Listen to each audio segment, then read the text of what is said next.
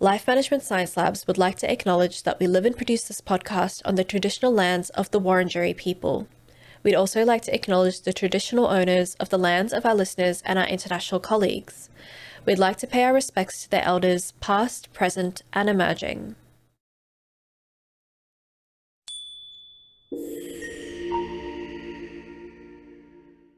Hello and welcome to Self-Improvement Atlas, the personal science insight podcast produced by LMSL, the Life Management Science Labs. We are champions of life management science, providing structured insights informed by science and inspired by practice on key aspects of conscious living. Each week, we bring you scientific and practical insights on each element with the expert knowledge of professionals in the field. I'm your host, Aditi Kutty. Let's get on with the show. Daniel, welcome to Self-Improvement Atlas. Thanks, Aditi. Thanks for having me. We're going to talk today about retirement planning and the right time to start retirement planning. But I guess it's great that we have you, on board for that. You're a partner and a financial advisor at Finnacle. Can you tell our audience a bit more about yourself? Yes, yeah. So in a nutshell, I've been a financial advisor in the industry for basically 13 years now, coming up 13 years since finishing up uni and starting in industry and going through the process to become a fully fledged advisor. And I've worked around a few different areas and businesses in terms of size, and myself and my business partner found there was a big gap in the market with traditional sort of financial advice. So we worked at a big bank and even sort of smaller businesses and bigger businesses that was predominantly about older people. And sort of what we're talking about today in terms of financial retirement, but in a more traditional sense, where you'd sort of be maybe in your 50s and 60s and leading up to retirement and retiring in that sort of early to mid 60s. So we did that for a while, and about 5 years ago decided to start our own business, Finnacle, to help our generations basically and younger people get on top of money at the start and become financial independence and almost flip traditional retirement planning towards financial independence and work to make. The other issue we found is my family, well, brothers, sisters, friends, a lot of people are priced out of financial advice. So we wanted to make it affordable, simple, affordable and accessible was sort of our catch cry for younger generations, basically young families, younger people, so that they can set themselves up and get the advice and guidance when they needed it earlier, rather than when they were 50 or 60, when it was not too late, but there was less that you could do. So we've been doing that now for about 5 years with that business and sort of steadily growing to help more of the sort of younger, well, millennials and younger generations. Yeah.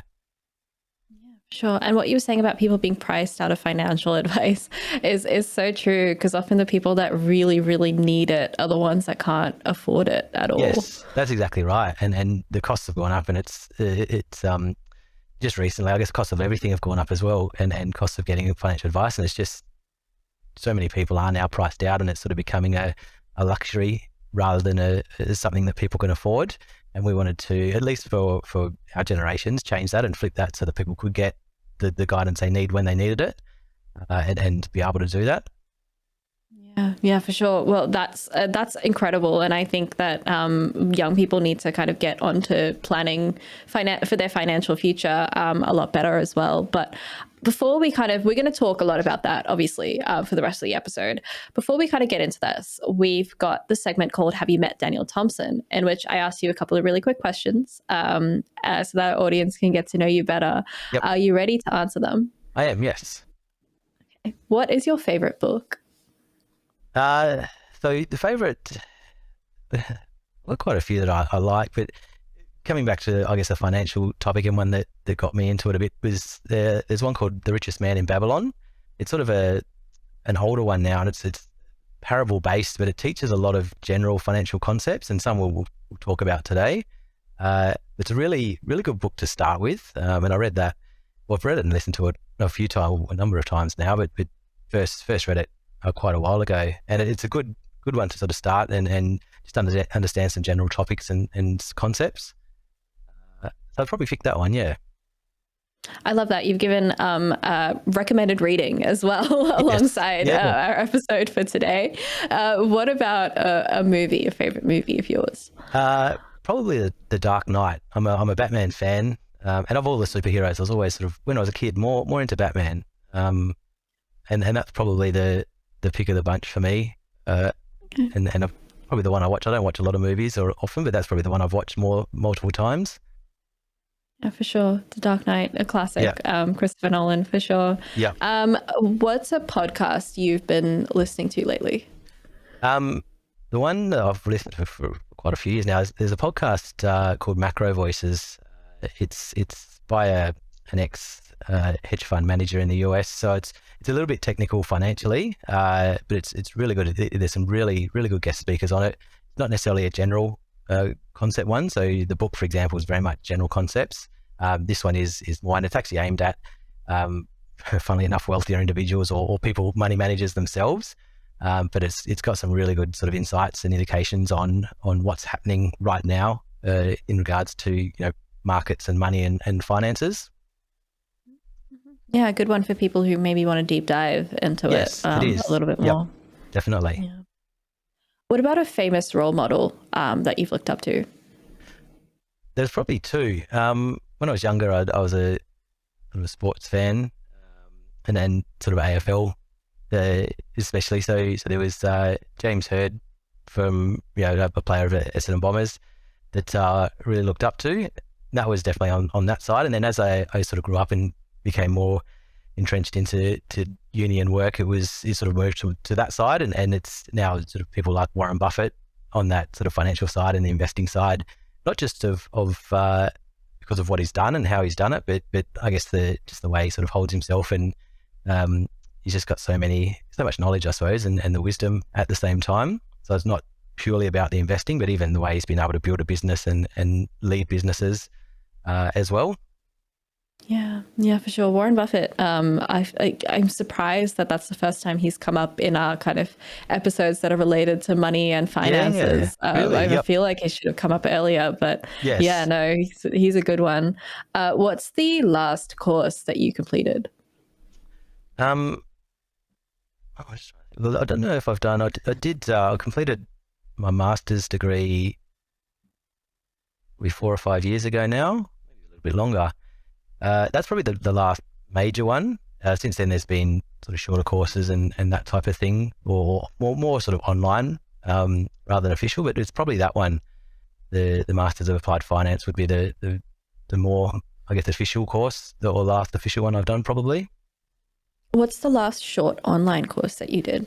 Well, right now I'm actually doing one. It's about sort of team leading or leadership basically, and building a team. So it's very much about skills of the day or problems and requirements of the day, and this probably comes into the personal development side. Is I've done even YouTube, but sort of those online some online courses that's up till now has been very much marketing related. So as we've sort of built the business, it's been learning about marketing and social media marketing, where as financial advisors we understand that and we're good at that, but we've had to learn basically this whole other concept of marketing the business.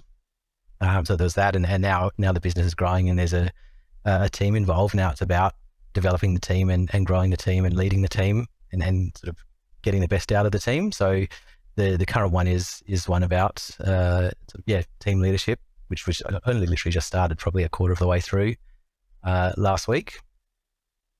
Okay, well, good luck with it. Leadership is not the easiest thing to cultivate. Yes, it's not. It is. Yeah, it's tough. It's one of those things, very rewarding, but very tough at the same time. Yes. Absolutely. Well, that kind of brings us to the end of that segment. So you are known, our audience, and you have well acquainted, and we might move on to our topic of the day, which is the right time to start financial planning, or retirement planning, rather, I should say. Yes. I guess I wanted to start very broadly. Our podcast is about personal development. So I wanted to know, just to provide some context to the rest of our conversation, how do you define personal development? I'll probably define it in a pretty broad sense, that it's sort of the development of yourself and even skills or a skill set that you need to sort of improve in whether it's life or a specific area. So rather than being sort of too defined, for me, personal development does encapsulate sort of anything really, whether it's career related, personal related, relationship related, wealth and sort of money related, that we're not sort of born with these skills or skill sets. It's basically knowing what you need to learn and developing that and building certain skill sets to help achieve, I guess, what you want out of life and improve. It's not necessarily about, some people get worried about changing yourself as an individual, but it's not so much that. It's more bringing out your best self and then being able to use that to sort of live your best life and your ideal life. So it's more about, the sort of improvement in different areas to basically live the life that you want to live. Yeah, for sure. It's kind of tapping into like the potential that's already kind of in you. Is that kind of what you'd say? Yes, most definitely. Yeah. But also being very, and also being very very targeted and specific. So it's not just initially it can be, and most people start out pretty broad based and just learning about personal development and what it is, but then it can get very specific in terms of, I need to learn about this, or I need to learn about money or this particular skill to sort of master that. Yeah, for sure. And what do you feel are kind of the main challenges in personal development? I think almost like I was saying, the challenges probably evolve over time. At the start, it's people don't really know about it. Some people sort of get taught it, but most people, and I did, you just sort of stumble across it. It might be easy these days with there's YouTube and all sorts of things, but I guess if you're at the maybe older end of the millennial, you didn't grow up with that as much. So there's always been books and that type of thing. Now there's podcasts and YouTube. So it's more, the first problem is not knowing it or not finding it. And then once you've sort of passed that, then it's about, I suppose, knowing what the gaps are, I guess, and making a plan. So it starts with not knowing at all. And then once you sort of discover it, and people tend to, I think a lot of people generally start with the basics and develop a few different areas. But then it's, the challenge becomes, if you don't have a plan, or if you don't sort of develop things in the right way or the right areas, you can tend to sort of just become a bit of a mismatch. So rather than knowing exactly what you want or where you want to be and how to get there, people might read, it does take time for personal development, whether it's courses or books and that sort of thing. And if you're doing the wrong thing at the wrong time, it won't give you as much bang for buck. And that's where some people say you might have the right book, but at the wrong time. And then you read it again later and it actually makes more sense. And it might not be the right time for someone to read a book about money if they're struggling with something else, or vice versa. So sort of for me, sort of comes along that continuum. And then as you sort of get older, it's a bit more about then that plan and prioritization and time, because as you get older, there's more demands of you, whether it's work or career or family or business and community, social and that sort of thing. So it's then making sure that you do the right things, because we don't have unlimited time to just be the best at everything or do everything. So it's sort of prioritizing and me making sure that you sort of know what you want, and then being able to sort of develop specific areas at the right time, and then that sort of delve into that. So it's not just, I've read one book about this and now I know it all, but it's sort of pick something and maybe spend 3 months or something like that, with some books and some podcasts and some courses or videos to actually know. You might not ever be a full master, but to actually get to know it deeper. Yeah, for sure. I think you can be like a jack of all trades and a master of none. Yes. When you kind of take everything on at once, and it's kind of, if you really want to develop yourself to the best of your ability, maybe just figure out what's important to you. Yeah, that's it. And there's a concept on that note that people, if you learn something, you know enough to be dangerous, in the sense that the first bit you learn, you think you know it, but you don't know it enough, and you sort of have a bit of overconfidence. Whereas then you sort of learn a bit more and you realize there's just so much more to learn. And a lot of the time, the more you learn, then the more you realize there is just so much and that you're never done. So it's actually probably, you're right, pretty important to get past that jack of all trades overconfidence part and actually delve a bit deeper into things. Yeah, for sure. Then I guess that's kind of personal development. I wanted to focus in on retirement planning, and I'll start with the baseline question. Yep. How do you define retirement planning? So there's almost two. The traditional retirement planning is when you finish work and you've got an income to support your lifestyle in retirement. Usually up till now and previously, even currently, it's probably associated with an age pension or some sort of government benefit as well. The way I like to look at it, and even us as a business, is more around financial independence and financial freedom. So it's not about working until you're 60 or 65 and then retiring for maybe 20 years before you potentially pass away, and maybe having to rely on an age pension as well. So it's more about planning for financial independence to give you choice and freedom and optionality as well. So not necessarily waiting till you're 60 or 65, but it might be when you're 40 or 45, there's a career change, or you start a business, or you take a sabbatical or travel for a year because you've got the independence or the freedom, at least financially, to do that. So it's sort of more for me and us building, and I do sort of, they're interchangeable, financial independence and financial freedom, but I sort of class them slightly different. That independence is first, that means that's the baseline. You've got your regular expenses covered, that you don't have to work, and that gives you choice and optionality. Freedom or financial freedom, I should say, is for me a bit of a next step, in the sense that gives you then the freedom to do what you want when you want, to a degree. So that's when travel and holidays can come into it, because you've got the ability to then do that. You can work when you want and where you want, if you want, and have the sort of freedom to do that. Yeah, for sure. I think that differentiation is really important as well, in that, like, it's important to remember that there's kind of tiers to it as well. Yep, that's it. And even below that is financial security, which is the starting point, just to make sure that people have that security and peace of mind.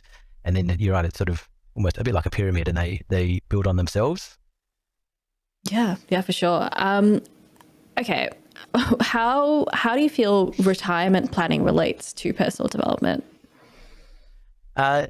So they sort of are. They might not at first thought seem like they relate, but there is an overlap. Probably in two main areas. I talk a lot to people when it comes to money. There's sort of, in a sporting analogy, there's like the offense and the defense. The defense is what most people talk about and look at, and most books are about that. That's your budgeting, saving, living within your means, and that type of thing. There's some and things like the book that I mentioned previously, there's some fundamental concepts, I guess, and that sort of thing in there that part of personal development is, if you call that, learning those skills, knowing about how to budget, knowing about how to sort of pay yourself first and live within your means, knowing about what compounding is and how to take advantage of that. So that's sort of one part. The other part then is what I call sort of the offense. So that's increasing your income.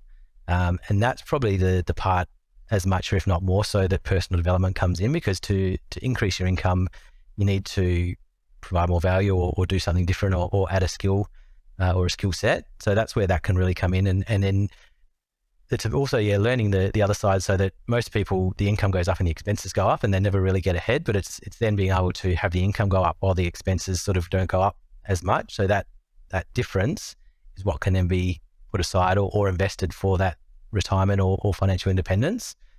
So it comes in on both sides, I guess, how to make more, and then also how to utilize what you've got in the best way. Absolutely. And I guess that's kind of brings me to my kind of next question, which is, I think, the big ticket question of the episode. When do you start planning for retirement? Yeah, so good question. Sort of the easy answer is as soon as you can, but it depends what stage of life as well people are in. So in terms of rather than just the general start when you can, it's more for people that are even as young as people studying, whether high school or uni or even first out in jobs. The income's not quite there, but you can definitely start in the sense of the personal development side and learning about these concepts or learning about, and then I guess if you're studying, you are to a degree, what's needed to generate the income. If there's an ability to start even putting some money aside to sort of start investing, you can definitely then, and that's a good sort of habit or action to start early. But even if it's the learning and the personal development side, as you sort of getting through into starting the career, that's when it's probably the best time, to be honest. So definitely not the traditional wait until you're 50 or 60 and the kids have moved out or the house is paid off. That's too late. And that's where people find we'll have decent amounts in things like superannuation from working careers, but you can just do so much more than that by starting earlier. So in terms of actually starting, definitely sort of we find, and a lot of our members, even mid to late 20s is a good starting point, because you can start early and start small, and then that gives you 20 to 30 years to build up investments and money and funds. It allows you to sort of start early to potentially try and get into the property market or buy a home, which is an important element of financial independence. So whether you might not buy something in your mid-20s, but you might be able to plan and set things up so that you buy something when you're 28 instead of 35.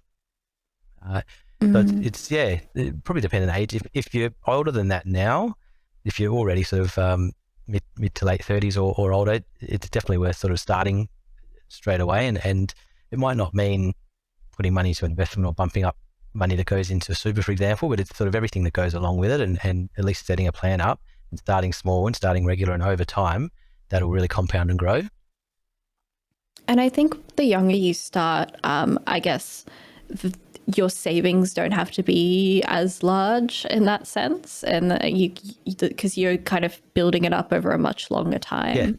Yeah, that's exactly right. And they've actually done studies and research that if you start early and invest over a 10-year period, a certain amount at a certain return, and then stop, and compare that to if someone started 10 years later, invested the same amount and the same return over, say, a 20 or I think even longer period, the person that started it first, even though they did it for 10 years, actually ended up with more over the sort of 30 or 40 year time frame, just purely because of that, the starting early and the compounding and the magic of compounding. It's as humans, we're not sort of really wired to understand it, and we can't it's hard to grasp the concept that if something does compound every year, the first few years or even the first 5 years, it's not great, but come year 10 and 20 especially, it's astronomical.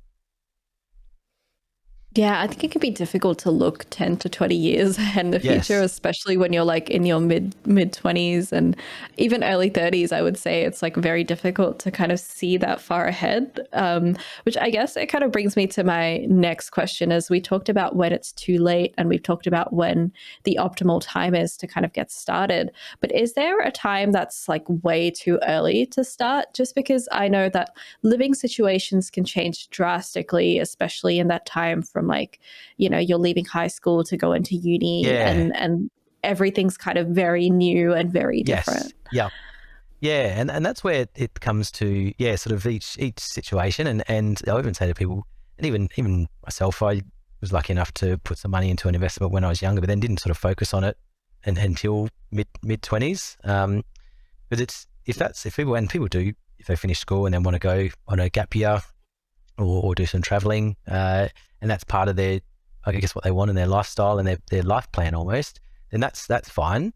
So it's not so much, I guess, but it might not be for everyone. Some people might come straight out of school and study or go into work or get a trade and at 21 be ready to, or wanting to save up and buy a house. So it's sort of very much a horses for courses to a degree, that it's not, I don't want to sit here and say 20 is too early, don't worry about anyone doing that. But then for some people, yes, it is. It's more than about experiencing life and that sort of thing, and then maybe looking a bit later, whereas some people might be ready at 20 or 21 to buy something, or that might be a big target of theirs or a focus of theirs. And if that is, then that's great. And that's sort of when the time's right.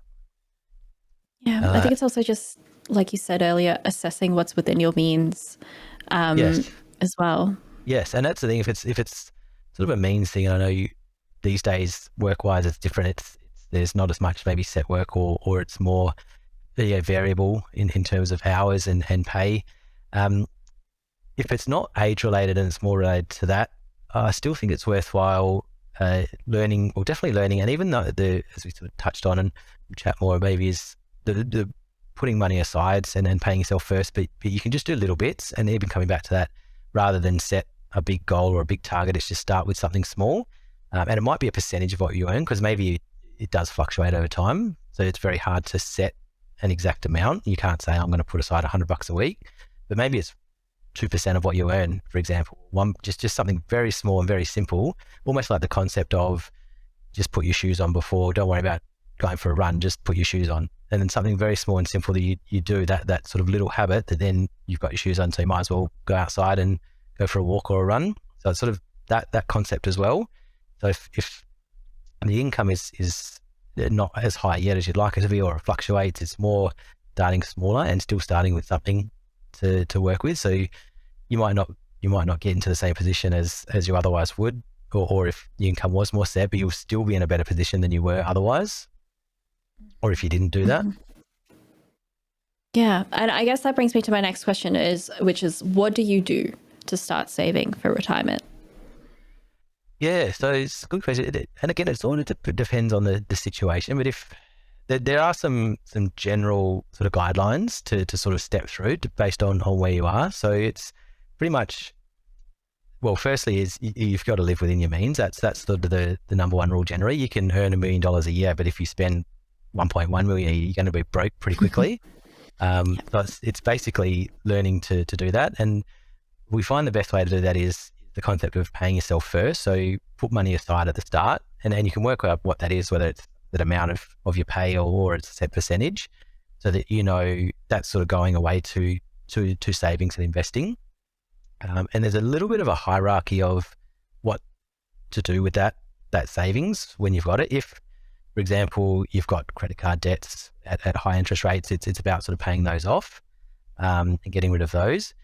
Once you've got that, it's then building up a bit of an emergency buffer or savings buffer. So we at Finnacle, we like to aim for 3 to 6 months of your expenses, but it can be starting with as little as $1,000 or $2,000, and that the peace of mind that gives you is just quite an unbelievable feeling. You know, you've got money in the bank.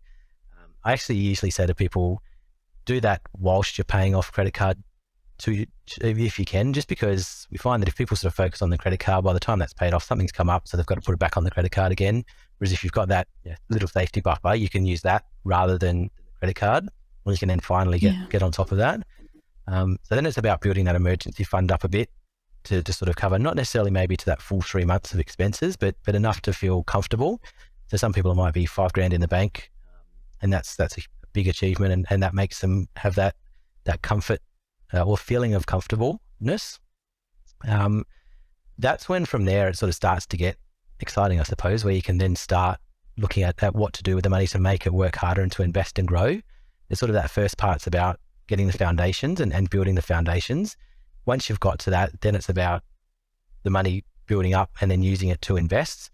And this is where it can be dependent on what you want it for. Is it for a long term and can it be quite aggressive and do you invest in shares, or is it to buy a home or a property and to go down that path? So it sort of then becomes a little bit more based on people's lifestyle or life stage, I should say, and the goals that they have.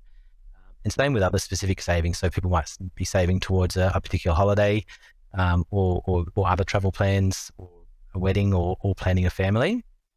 So it then becomes, and that's where it's a bit more exciting. So you can start trying to put more aside. So we ideally aim for up to 10% as a initial target. Most of the members we work with, we sort of aim more and push more towards 15 to 20% of their income because everything else is sorted and the living situation's okay, the finances are okay, and they've got the ability then to save more. But if you're starting out, it's much more at that lower end. So it's getting, I suppose that the base is covered and the foundations are almost like building a house, I suppose. If you have a look at a building, they spend quite a lot of time on the foundations. So it's getting those foundations right, and then you can really, really build up from there, and then use that savings or what you've put aside to invest. And then that'll sort of grow on itself, and you add more and it compounds over time. And you find that it's like a snowball. It sort of starts rolling down a hill and it's slow at the start and small, but then it gathers momentum and gathers speed. And after time or over time, that snowball becomes quite large. And I guess that's kind of, what you were talking about is defense versus offense. That's kind of like the defense almost, in that that's kind of saving and building yourself up to have a buffer of sorts. Yes. For various reasons. But then I guess what about the offense kind of side of retirement planning? What about, what can people do to begin getting a bit more aggressive about wealth generation? Yes, that's a good question. So yeah, you're right. That's more the defense side, I guess. Yeah, if we term it that. The offense then can come in with earning more income. Because the higher income you get, as long as you keep the expenses sort of still in line, they can go up a bit, but not as long as they don't match the income. That gives you more disposable income. So if someone's earning $50,000 a year and spending 45, they've got 5,000 left. If they get a pay rise or a promotion to 70,000 a year, maybe their expenses can go up to 50, but they've still got a $20,000 surplus essentially, and that can then be used towards boosting these plans, their retirement plans or wealth creation plans. So that's where the personal development aspect comes in, over whether it's career progression, or if it's, I know there's the term side hustle or starting your own business and that type of situation. But it's a way to basically, earn a bit more income or increase your income over time to then utilize that. But it's important then to still have that, I guess defense, if you want to call it that side, where we don't have lifestyle creep. So there's the concept that as our incomes increase, our expenses increase and our lifestyle increases. So instead of going to getting fast food or takeaway, we'll eat out at a restaurant, and then over time, instead of eating out at a basic restaurant, we'll eat out at a nicer restaurant, and we'll go from maybe catching public transport to owning and driving a car everywhere, and so the lifestyle comes up. So that's why people tend to not be able to find that they get ahead, even though the incomes have increased. So it is definitely a dual aspect. But the offense side is probably predominantly being able to increase the income. But then on the other side with the investment is learning and or getting some help on how to invest to maximize that, because there's different types of investments. There's different ways to structure them. There's different, I guess if you want to call them, risk profiles and how aggressive they can be and potentially how much they can return over time. But that comes with different sort of risks and downsides as well. So you can have $1,000 in the bank getting 4%, which is nice and safe and secure, or you can have that in the markets getting 8 to 10%, but there's a lot more volatility and fluctuations with it. So it's knowing basically about that and being able to, you wouldn't put an emergency reserve in the market, for example, because that's there. You want that $2,000 or $5,000 there, even though it's only getting you 3 or 4%, but you can invest. You want your retirement money or your wealth creation money to be in the markets getting 8 to 10%, or whatever return you're comfortable with for the amount of fluctuation. So that's the other side. Then how to grow the money that you're putting aside, and that can make a big difference, 1 to 2% potentially over decades and many years, can add up to huge amounts. So instead of getting a 5 or 6% return, if you're getting a 7 to 8% return over say 10 or 20 years, it really adds up to big numbers as well. Yeah, for sure. And I think that's a pretty good point, and that you want to make sure your emergency reserves are somewhere safe and stable so that you don't really lose the value of that reserve. Yes. But then your retirement fund, the extra stuff, you could afford to take a bit more risks. That's exactly right. There. Yes. And even that can have their own buckets and categories. So there's different, I suppose, different purposes and different requirements for the different types of savings. So exactly right, that emergency fund and the buffer, that should go into a bank account or into an offset account if people have a mortgage. So they might only be earning 3 or 4% on that, or offsetting the mortgage at these days maybe 5 or 6%, previously a bit less, but it might not earn them the 7 or 8 or even 10% that they could get if the money is invested in markets. But that's the right thing. You don't want that money to have that fluctuation, because it's there in case you do need to pull it out because there's an emergency or a health issue or something comes up or the car breaks down.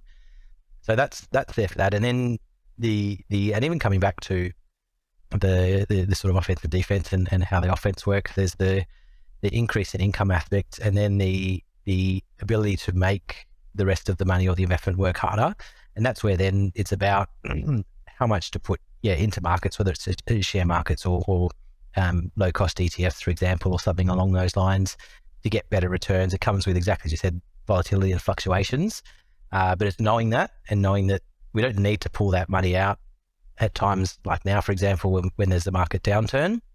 We can just wait that out and ideally even add to it and buy in when things are lower, because we've got that buffer there. That's what's going to help us get through if there's any emergency.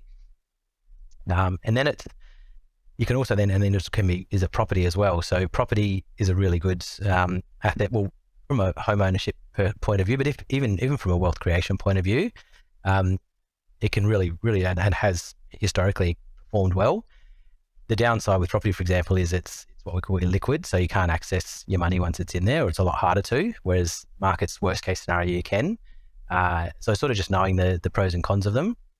And then there's things like cryptocurrencies, even NFTs that are probably a little bit more speculative, that have, well, historically, since they've been around, cryptocurrencies at least, or certain ones, probably from a performance point of view, got better returns, but the volatility associated with them is extreme.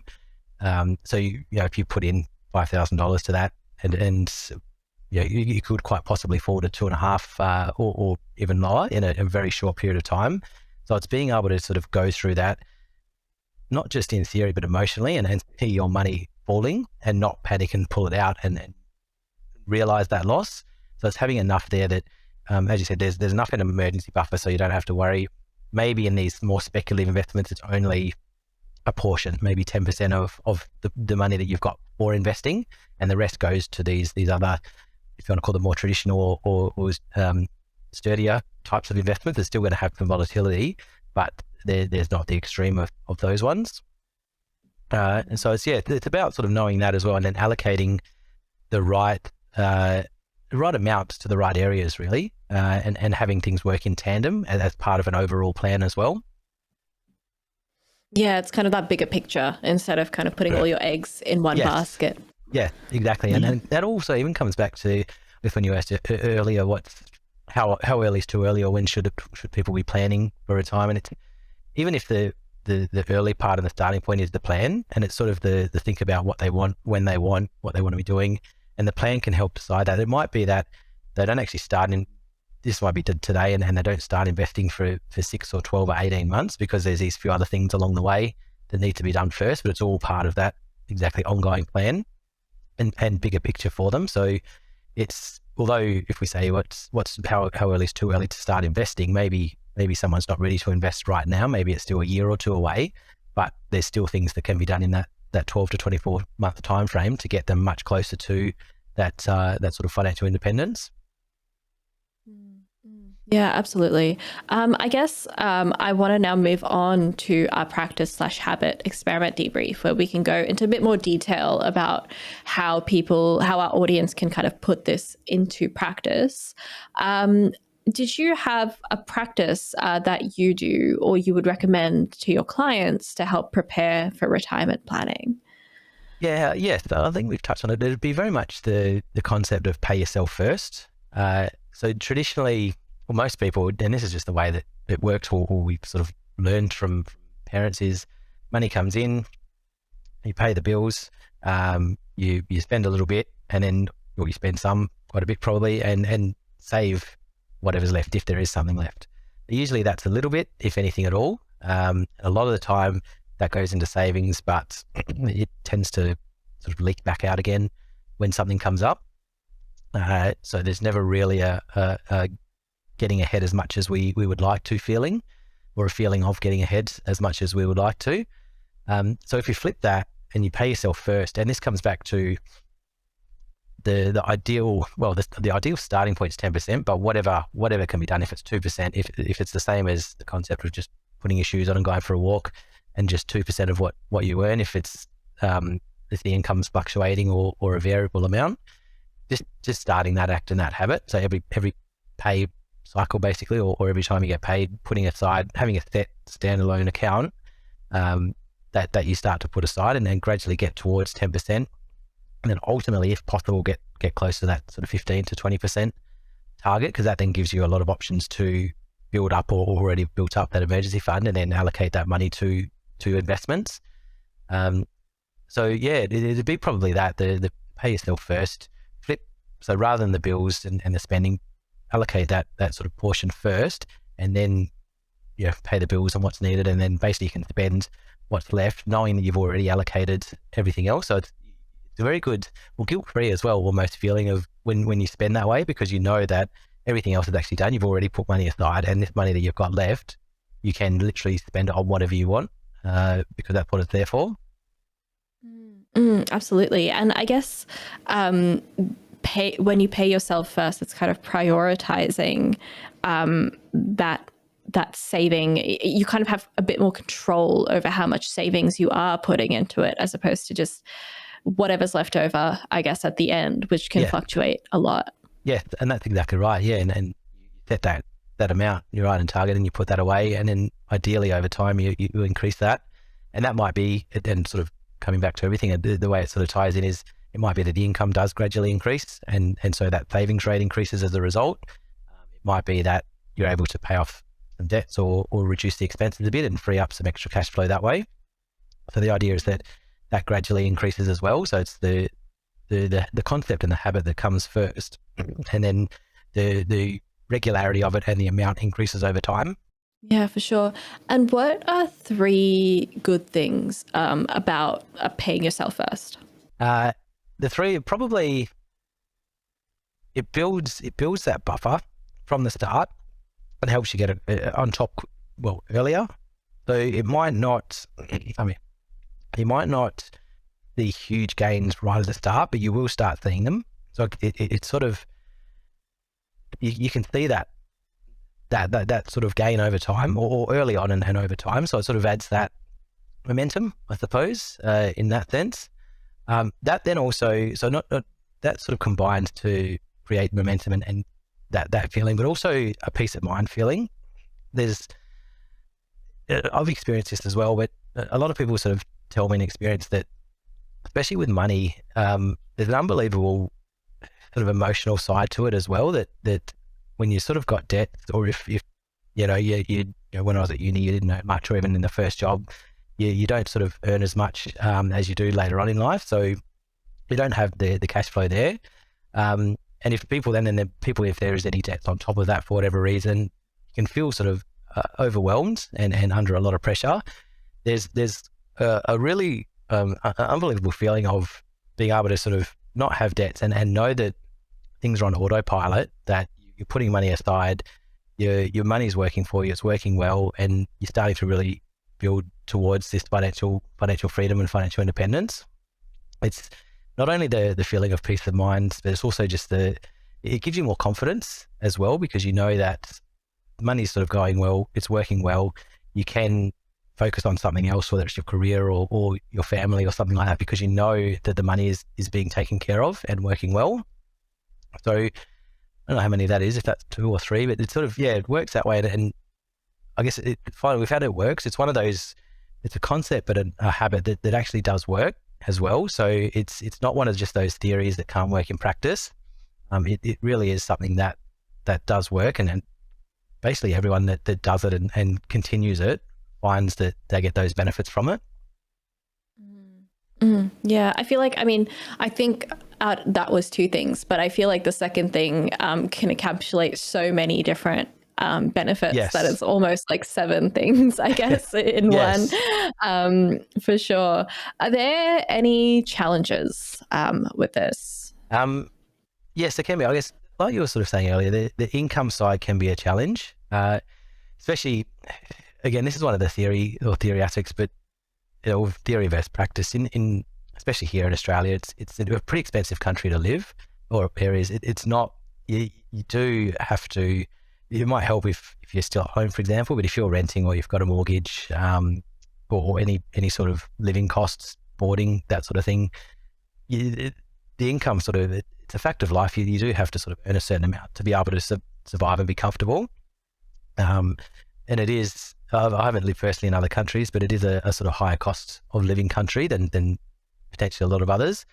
So that can be, and that's where it comes back to just still trying to start and still just do something, even if it's 1 or 2% each pay of what you get. So you don't have to, you might hear the 10 or 15 or 20%, but you don't have to start with that. That's the aspirational goal. It's sort of just start with what you can, but starting early and doing it every pay and as often as possible. Sometimes things will come up. That's understandable, but it's part of life. That's what building this buffer fund's for.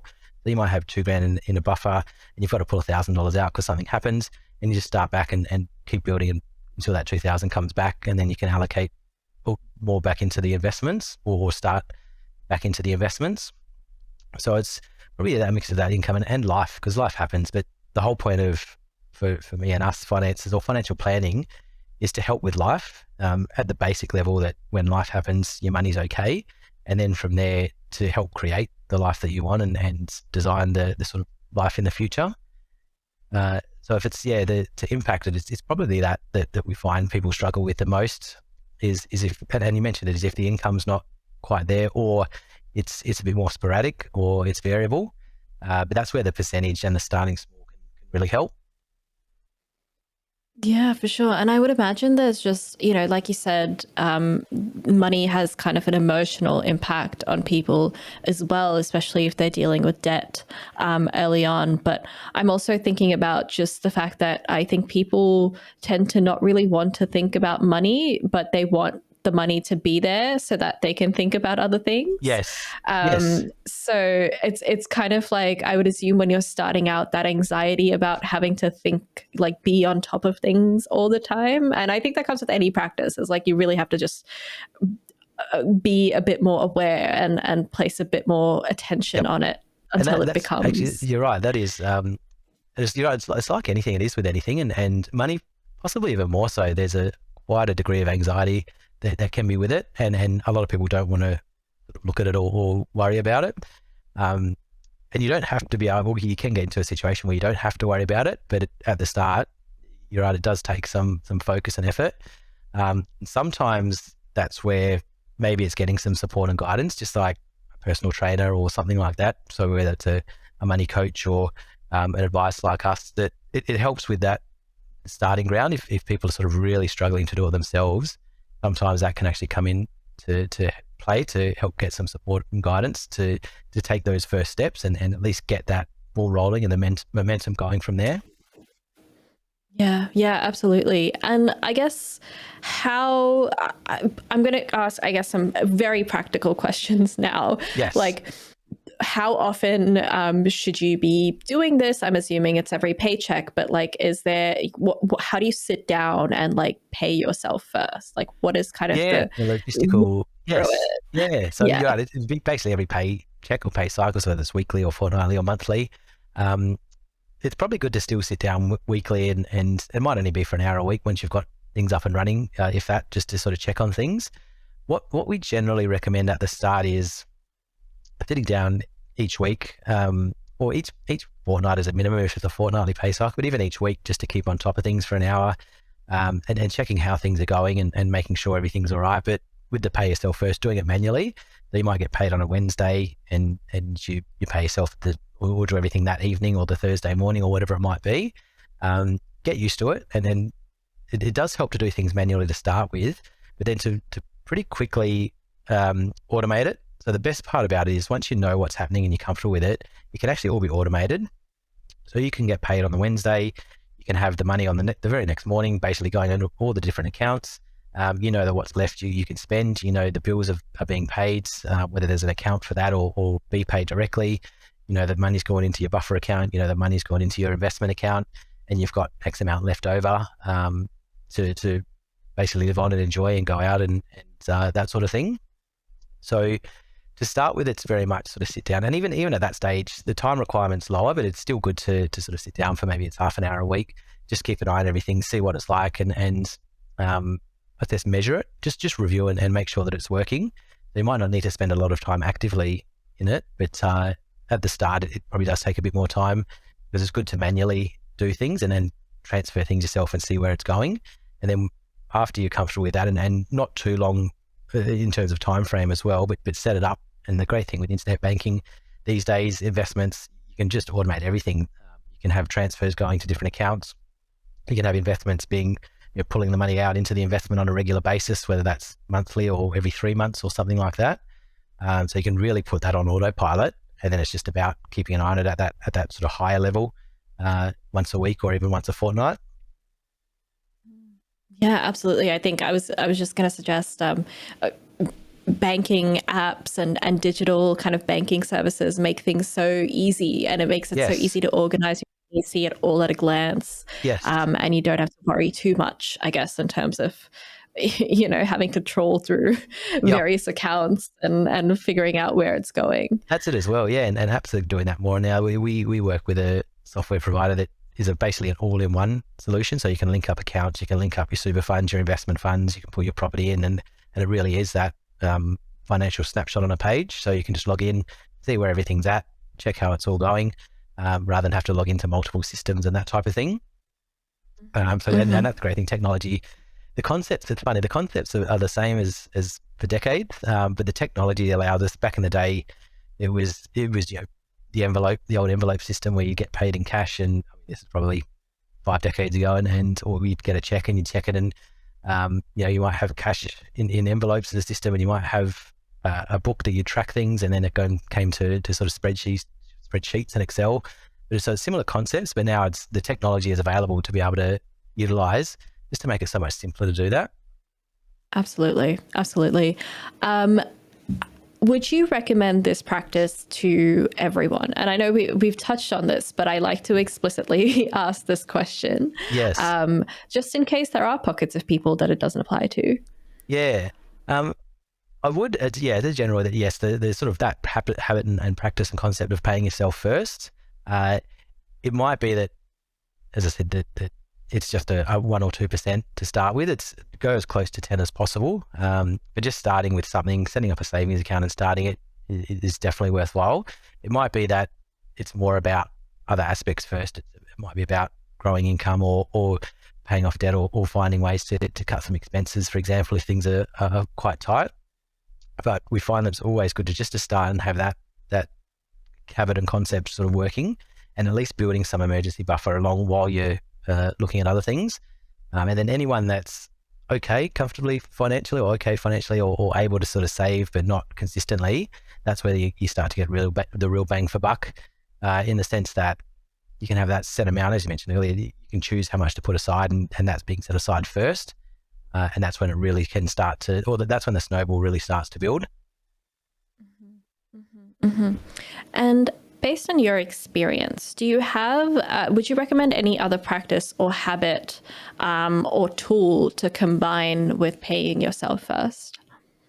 I suppose maybe it's, if we say that's coming back to linking the whole personal development side and the offense, it's probably just, almost be a lifelong learner. It's a little bit esoteric, I guess, but it's, developing yourself in different areas at the same time, so that there's always sort of multiple things in play, offense, defense, or different balls in play. And while you're saving or investing, you're learning what to invest in, or how to progress in your career, or even other areas that you enjoy more. So it's probably a bit more of an overarching thing, I guess, but probably, being that sort of lifelong learner, and nothing's ever, I guess, you never learnt everything. There's always new things being discovered, and it actually sort of, it's a good feeling as well, when you sort of learn new things and learn about new and different and interesting areas of the world.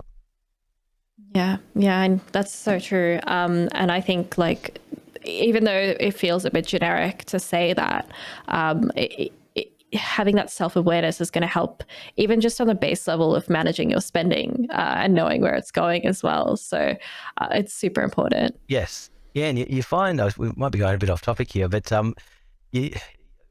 people find, and I've felt it as well, that the more, in that sense, you sort of have the learning and the understanding. It's a strange thing. You don't feel the need to, from a financial point of view, then spend on frivolous things. So it's almost like you're right. You get this experience worldwide, and things like travel do that as well, and different cultures, and open your eyes and that sort of thing to different ways of life and experiences. We find that the people that sort of are like that tend not to be the ones that want to keep up with the Joneses or buy just for the sake of it, or upgrade for the sake of upgrading. There's always going to be a requirement for certain things, but that's sort of, we find that people that are that sort of materialistic don't tend to sort of be that sort of experiential lifestyle and learning side. Not all the time, but probably more often than not. Yeah, for sure. Well, that's the end of the practice/habit experiment debrief. I might move on now to some questions from our audience. Are you happy to answer them? Yes, definitely. Cool. So our first question is pretty relevant to what we've already discussed, which is, which should we focus on first, investment or savings? And my personal follow-up questions to that are, should there be one that we focus on first, or can you just do both? Yes, that's a good question. I guess in practical terms, you can't invest without saving, unless you borrow, but we don't want to do that to start with, at least. So you have to save. You have to be able to save to have money to invest. So it all comes down to that. And even saving, or prior to saving, it comes to cash flow. You can't save if you're spending more than you're earning. So that's that whole, you can earn $1 million, but if you're spending 1.1, you're not going to be able to save. So it comes to being able to save first. Then it's that, as we spoke about earlier, maybe the tiers and the priority of saving. So it's always good to have an emergency buffer. It might not, you don't need to necessarily maybe get to that 3 months that we talk about being the ideal buffer. Maybe you start with $5,000, and from there, then you can start saving to invest, because you've got that emergency buffer. So that, although theoretically that's going to sit there not earning as much as you could get financially, but the emotional benefit that comes with that, and the protection that comes if something goes wrong, means that you don't have to take out your investment. You can sort of keep it in there. You don't have to access it because the car blows up or something happens and you need $1,000 or $2,000 to fix something. So it's better to start with that and just get those foundations right, even if it means waiting 6 months to invest. It's more about time in the market than timing the market. Yes, you don't want to buy it at the peak, and there's ways to be smart about it, but it's more doing it when it's right, and then starting and then investing over time, and being able to keep that money in the market and not pull it back out because of personal circumstances or something coming up. So there is, it's probably definitely savings comes first, but you don't have to save up this huge amount before you start investing. It can just be a smallish amount, and then you can start and even do both side by side. That is definitely possible, but always have at least a minimum amount of savings as a foundation. Yeah, absolutely. Next question is, what are the best places to invest into to begin retirement planning? So this is probably one that's very, very, very, very much based on situation and age and where you're at. And if we could say it's retirement planning, so we're talking long term and financial independence, it would generally be more aggressive investment. So we call the share market, whether it's individual companies within the share market or shares, whether it's what they call exchange traded funds or ETFs, which are a more diversified way to do that, or managed funds, or even property, if it's for sort of long-term purposes and you're in a position to do that. So it would be more something that's focused on higher returns that can make your money compound at a higher rate, because a 10% compounding over 10 or 20 years is going to give you so much, such a better outcome than something that's compounding at 5 or 6%. So the specifics depend on how people want to invest, and how much they can tolerate ups and downs of their money and the fluctuations of money. But it would still be geared towards something more aggressive than say just money in the bank. Yeah, absolutely. I think it would also be quite personal as well in terms of what you want to invest into. I am assuming the amount that you get out of it is probably not the only thing people have in mind when putting their money into places. Well, yes, that's the other thing I'm glad you brought up. I was going to mention it if we had time, but there's definitely these days so much more you can invest, obviously to make a return, but to also do good with that money as well. So there's a lot of different investment options these days that will exclude certain industries, companies, even countries, if from a personal point of view, that's what people want. And without having to forego the return either. In the past, maybe you had to forego a bit of return, or the cost of doing that, having that type of investment was a bit higher. But these days, it's basically the same. You can invest broadly in everything, or you can invest very specifically. in line with sort of personal values and preferences, and still get the financial outcome whilst having that, that personal outcome as well. Yeah, for sure. And a final audience question. What is the optimum amount of money to save up when entering retirement?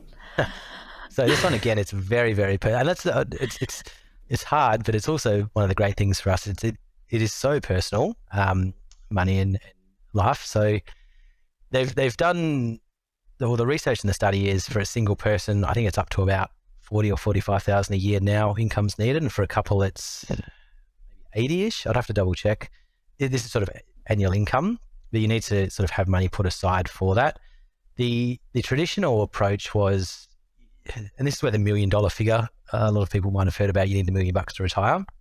The idea of that is you have $1 million invested. So whether that's throughout superannuation or in property or in share markets, and that generate at retirement, you might not want to be really aggressive. So you might just invest in a moderate, an investment that provides a moderate return, but for a moderate, I guess, a level of aggression or in terms of fluctuation.